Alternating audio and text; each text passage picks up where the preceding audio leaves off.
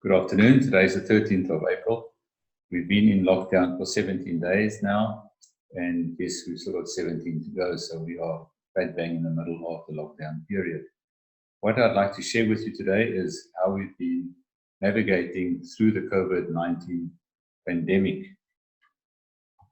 If we look at a statement made by our Minister of Finance, Mr. Tito Mboweni, on the 10th of January this year, he indicated that if we don't have big reforms, that it is game over for South Africa. Well, I don't think he considered the COVID virus at that stage in time whatsoever. But it is here now, and it is definitely bringing around big reforms for us. Our State President, Cyril Ramaphosa, on the 9th of April announced the lockdown to be extended by a further 2 weeks. But he did make comment of a few things which I just jotted down here.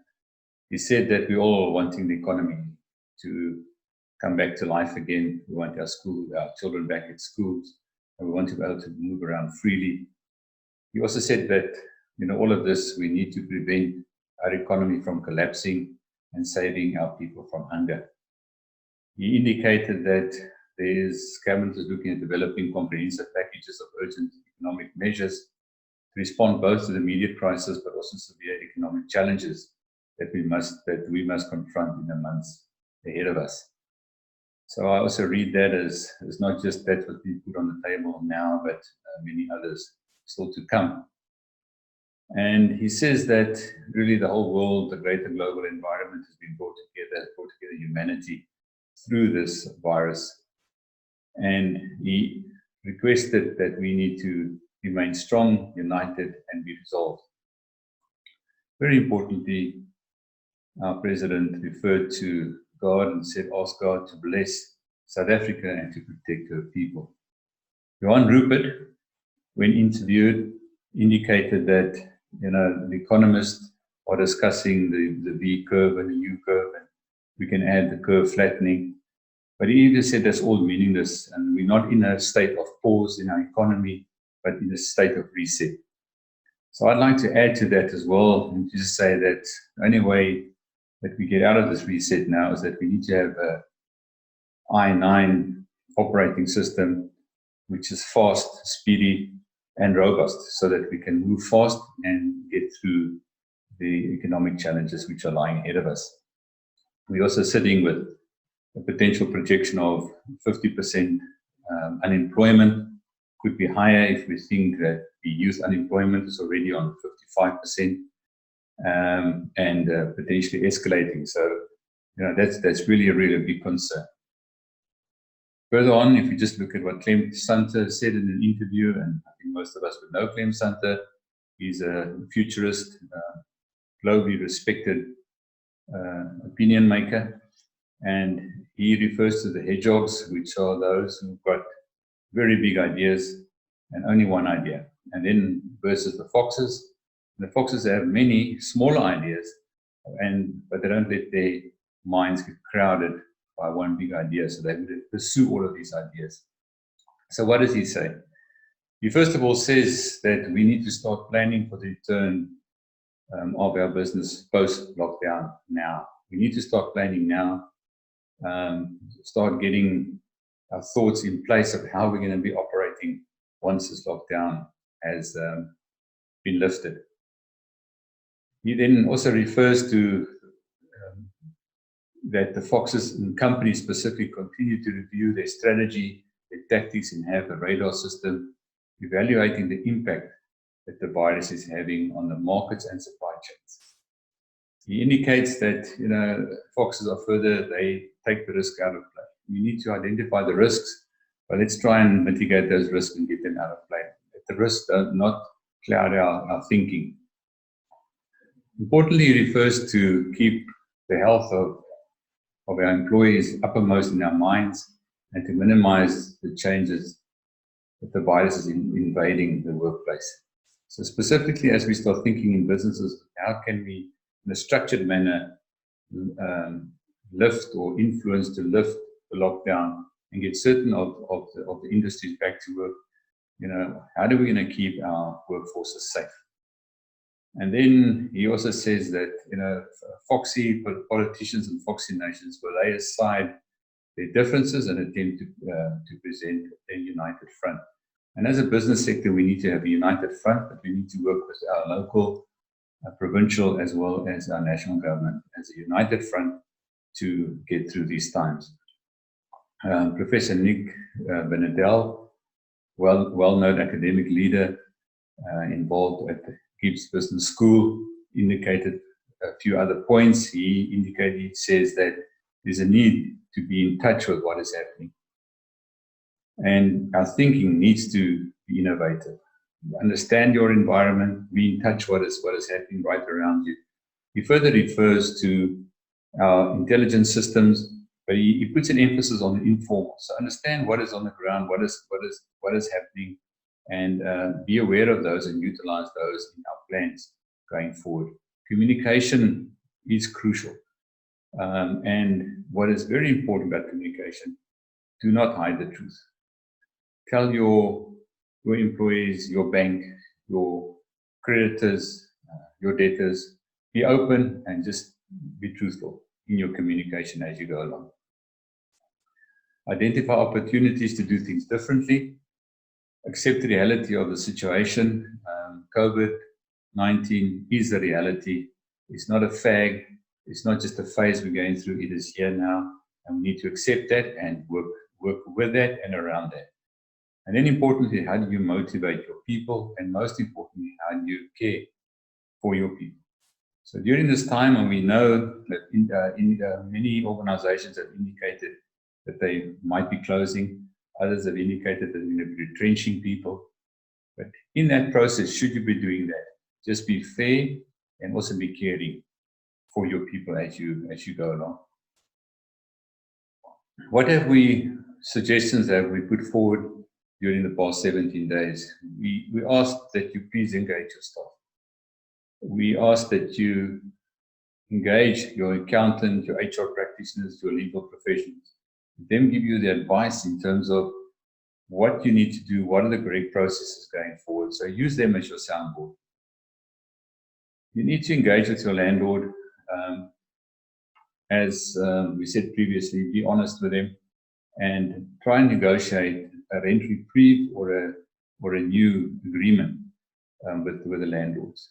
Importantly, speak to your municipalities or engage your chamber or engage the professional bodies in which you belong to as a unified front to engage the different municipalities to ask for a rates reprieve and services level reprieve. We know that in the Garden Route, the Mossel Bay municipality has announced some measures of reprieve, and we're still waiting upon the other municipalities to react.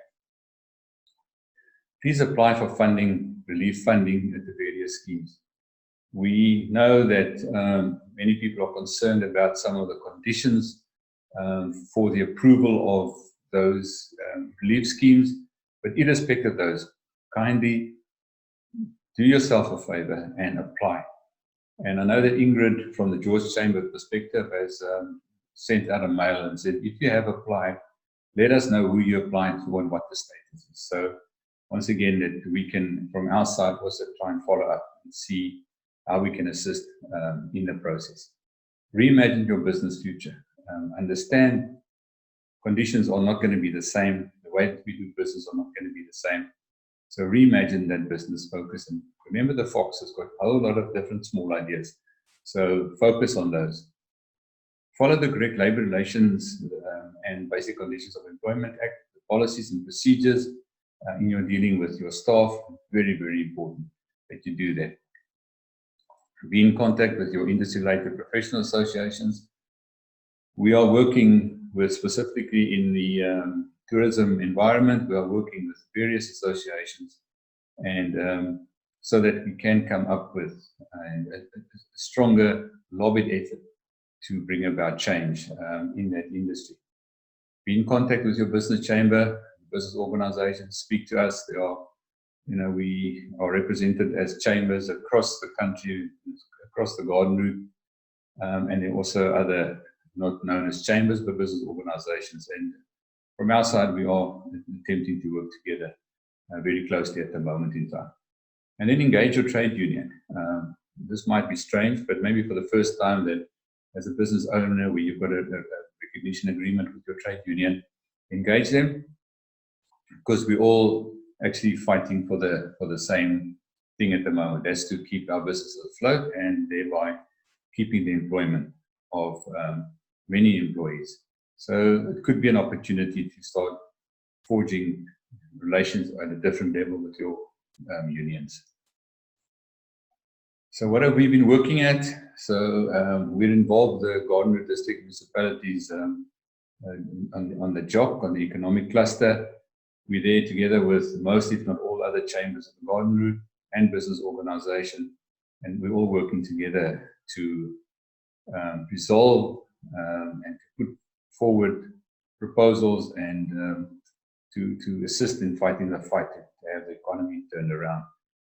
We're engaging with SACI, Business South Africa, Sakaliga, and I must say Sakaliga is doing a lot of good work at national engagement, so we're involved there with them. On the tourism side, OTA Skull, the George Municipality Tourism Office, Association of South African Chambers. We are one of the founding members of that association, and they're represented with other big chambers such as Cape Town, Durban, Port Elizabeth, East London, and Pietermaritzburg, Middelburg. So those are the big, the biggest chambers are all associated with that. And then, of course, with Westgrove, we're working very closely with Westgrove and also through the Garden Route Economic Cluster that we're engaging with Westgrove. And our whole focus there is to ensure that at the end of the day that we get satisfactory outcomes and solutions. And where they're not satisfactory, and say, but what is the alternatives? Then, of course, there's communication with yourselves as affiliates and many others. And how we've done that, we've actually done that through social media, through our Facebook page, also through our website. A lot of emails have come from the office, from Ingrid and Marianne, podcasts addressing general information such as we're doing right now. And then also working with myself, working with Dr. Andy Bro on Leadership Insights. We're doing podcasts on a few topics, and we'll give you the links at the end of this podcast as well. Then, of course, it's facilitating Zoom, Skype, and other forms of meetings with affiliates and others. So what the message is, we are open for business and we are available for you to engage with us. Very important is let's build trust. So here's a model of Charles Green, where he just says, trust equals credibility, and credibility is they know their stuff. So whoever we're engaging with, we're building the trust because we know that they'll give us the right information at the right time, and that they are credible. Always deliver. We need to ensure that we need to deliver on what we promise, and if what we put forward or what you request we can't deliver on it, we need to communicate that and be open in our communication. And intimacy, I feel safe with them, that we need to have a safety net for the business, and that is us all working together in this trust relationship. And then, of course, self-orientation. Are they focused on my interest or theirs? So this is not about theirs or mine, this is about ours. So let's focus on building the trust. I think with a greater trust, and this trust goes with our local authorities, goes with our provincial authorities, but also goes with our national authorities. We need to move into that realm of true trust with each other. Then on the final slide, just to share some information with you, on all of your websites, you should have the top slide there, which is the COVID-19 Coronavirus South African Resource Portal.